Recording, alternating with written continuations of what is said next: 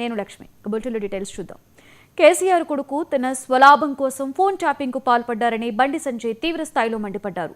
రాజకీయ నేతలు, వ్యాపారులు, అధికారులు, ఉస్మానియా ప్రొఫెసర్స్ తో పాటుగా చివరికి టీసీపీఎస్సీ పేపర్ లీకేజ్ కేసును విచారిస్తున్న జడ్జి ఫోన్ కాల్స్ కూడా విన్నారని చెప్పారు. ప్రభాకర్ రావు అనేవాడు లఫంగి, ఆయనకు ఉరి తీయాలి అని అన్నారు. ఈ కేసులో ఇన్ని ఆధారాలు ఉన్నా కేసీఆర్ కుటుంబాన్ని రేవంత్ సర్కార్ ఎందుకు అరెస్టు చేయడం లేదని ప్రశ్నించారు.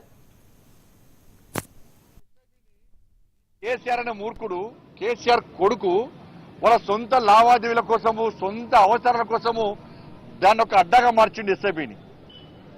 ఎస్ఐబిని ఒక అడ్డాగా మార్చి రాజకీయ నాయకుల, మాలాంటి రాజకీయ నాయకుల ఫోన్లు ట్యాబ్ చేయడము, వ్యాపారస్తుల ఫోన్ ట్యాబ్ చేయడము, అడ్వకేట్ల ఫోన్ ట్యాబ్ చేయడము, సినిమాల ఫోన్లు ట్యాబ్ చేయడము. ఆశ్చర్యకరమైన విషయం ఏంటంటే టీఎస్పీఎస్సీ పేపర్ లీకేజ్ కేసును విచారిస్తున్న జడ్జి ఫోన్ కూడా ట్యాబ్ చేశారు. హైకోర్టు జడ్జి ఫోన్ కూడా ట్యాబ్ చేశారు. వీళ్ళు టీఎస్పీఎస్సీ పేపర్ లీకేజ్ విషయంలో విచారణ చేస్తున్న హైకోర్టు జడ్జి గారి ఫోన్ కూడా వీళ్ళు ట్యాబ్ చేశారు. అసలు ఈ ప్రభాకర్ రావు అంటోడు, ఈ రాధాకిషోర్ పెద్ద లఫంగాలు వీళ్ళిద్దరు ఫాల్తుగాలు వీళ్ళిద్దరు. నేను ఈ భాష మాట్లాడుతూ నాకే సిగ్గనిపిస్తున్నది. వాళ్ళు చేసిన భాగవతం లోపల వాళ్ళు చెప్తుంటే వీళ్ళను సమాజం క్షమించదు.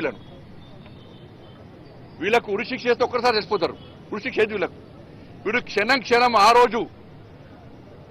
రోజు నేను కానీ, మా పార్టీ కార్యకర్తలు కానీ, మా నాయకులు కానీ, ఇతర పార్టీ నాయకులను ఎంత క్షోభకు గురి చేసారో ఈ ఫాల్తుగాళ్ళు ఇద్దరు ఎంత క్షోభకు గురి చేసారో వాళ్ళు విషయాలు చెప్తుంటే నిజంగానే షాక్ గురైనా. ఆశ్చర్యం అనిపించింది. గింత నీచులా వీళ్ళు, గింత ఫాల్తుగాలా వీళ్ళని ఏం చేసింది రేవంత్ గారి ప్రభుత్వం రాగానే కథం ఒకడు అమెరికా వీకిండు,